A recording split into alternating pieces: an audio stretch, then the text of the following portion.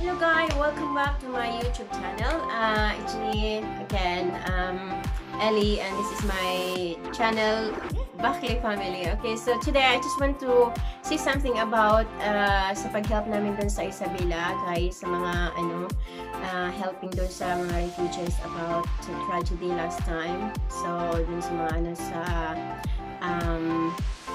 flooded. So nagpapasalamat lang po ako dun sa mga Isabela team at saka especially sa sister ko, sa kuya ko. Maraming salamat please sa pag-organize po sa mga help namin dyan sa inyo. So, yun lang guys. At itong next na video na pagkatapos ko is yung pag din na distribute nila doon sa mga food.